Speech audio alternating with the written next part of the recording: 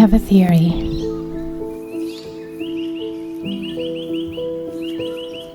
It might sound a little crazy, but bear with me.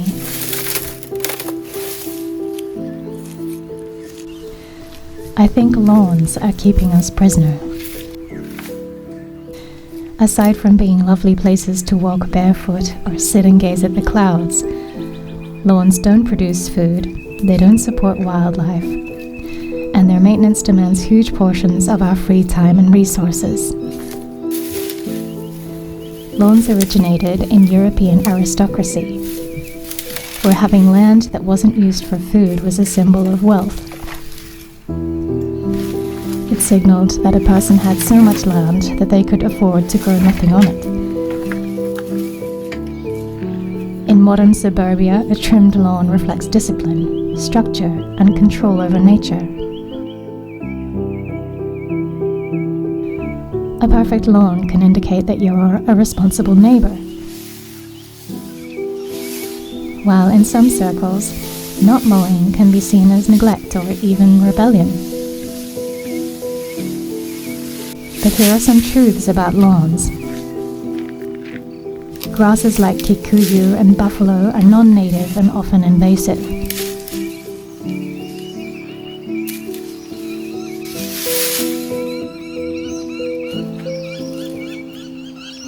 They outcompete local species, need constant water, and attract almost no beneficial insects. Meanwhile, 1 in 3 Australian native bee species are in decline. Not just because of changes in climate, but because they are starved of wild habitat. This makes them more vulnerable to threats such as varroa mite, which has sadly made its way to Australia and is spreading across the east coast. Maintaining a lawn uses up to 9 billion litres of water a day across Australia in summer. On top of that, most lawns are maintained with petrol-powered mowers, pesticides and fertilizers, which often end up in our waterways. On a 3-acre property like this one, mowing is a 2-day process. The first day is spent picking up sticks and fallen branches, and then burning them off.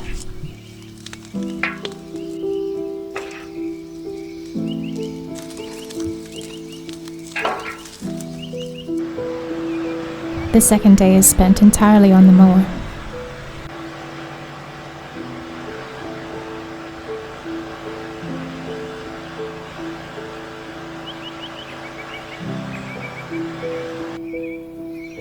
So I've been keen to find ways of reducing the amount of grass that we have to mow.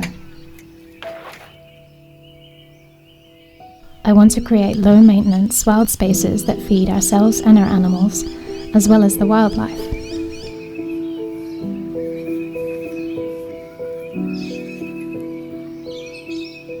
From my previous failed efforts, I've learned that grass first has to be removed before introducing other seeds.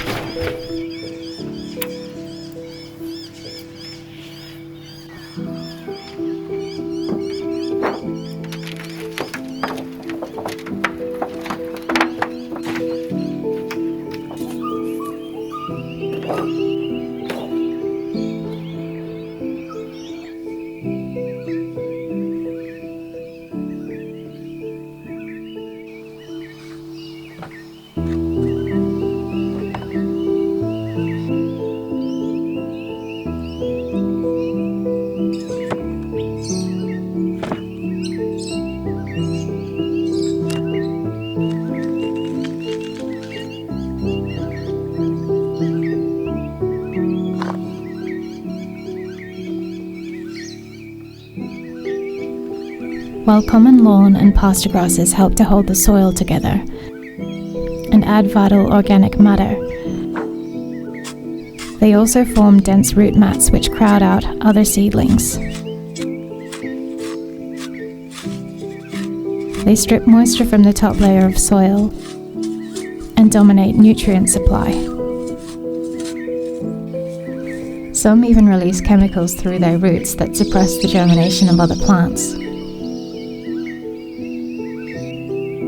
It's a clever survival strategy for them, but it's not so helpful when you're trying to grow anything else.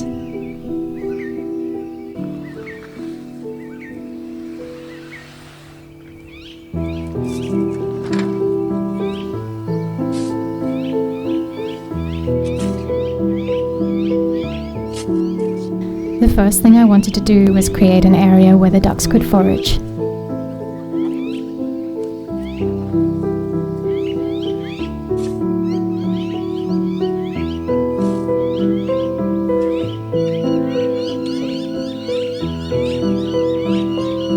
I tried this once before by scattering seed.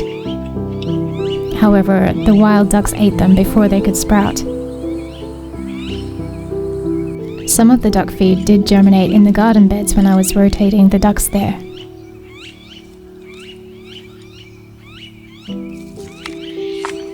I left those plants to grow so that I could transplant them into the duck forest.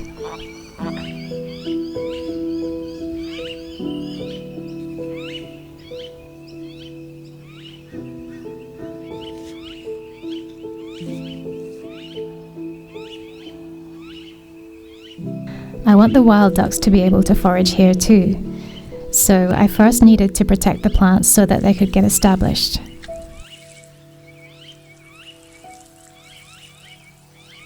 I had 2 small plant protectors on hand, which I didn't think would really do very much, except maybe spare a few that I could build from.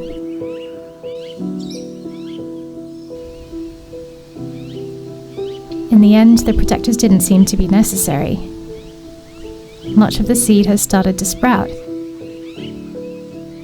and I'm extending the area with some wildflowers mixed in.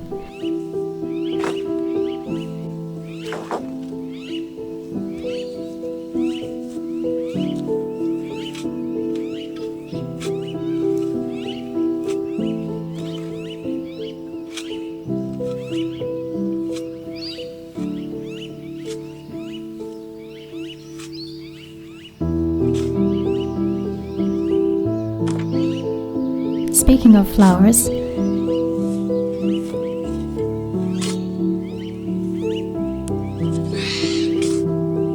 the second thing I'm doing to reduce grass space is building new flower beds.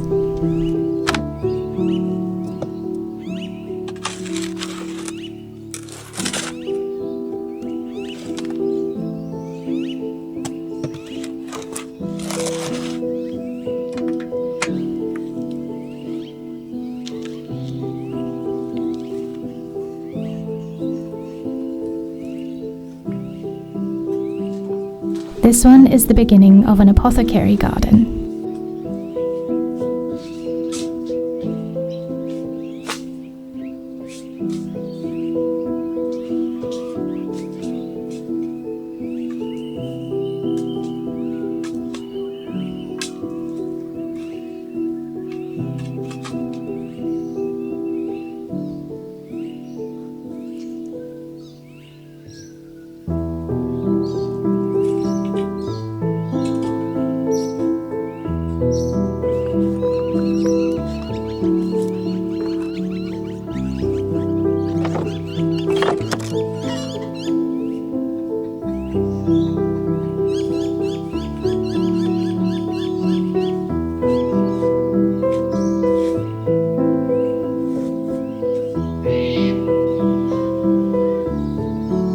I'm growing chrysanthemums, chamomile and calendulas to be used for tea, and nigella flowers, which some say have been depicted in Egyptian art as symbols of health and longevity.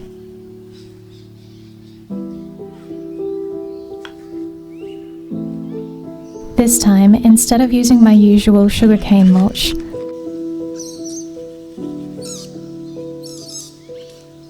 I'm actually trying a few different ground cover plants, like alyssum and gypsophila, as living mulch alternatives.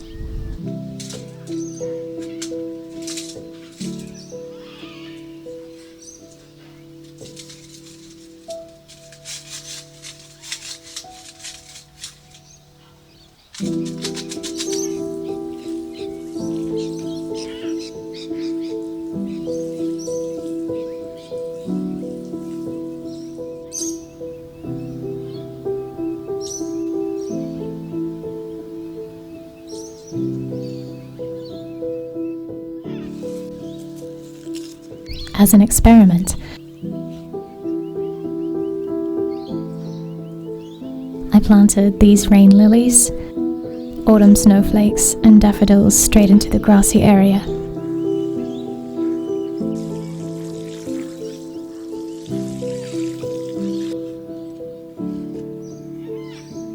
They might have to fight for space, but I'm curious to see how they'll naturalize in seasons to come.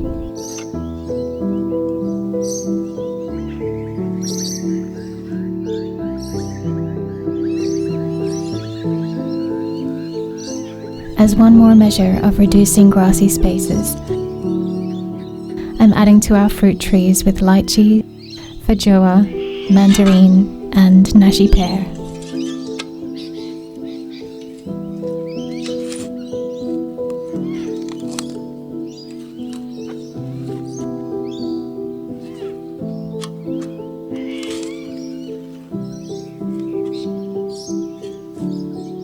Project manager Tiny oversees all the work done here on the property. She assessed that the hole I dug was far too deep. She very helpfully corrected it for me.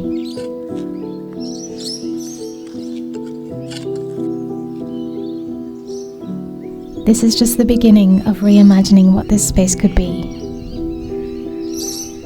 Not tidy, but abundant.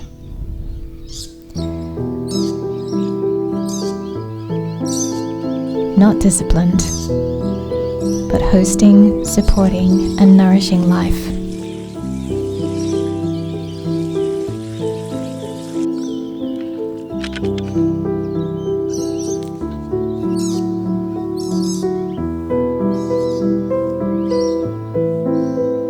I'd love to know,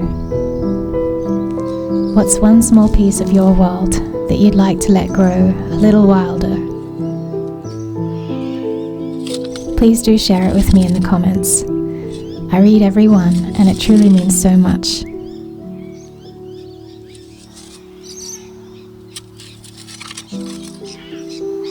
Thank you so much for being here. You are deeply appreciated.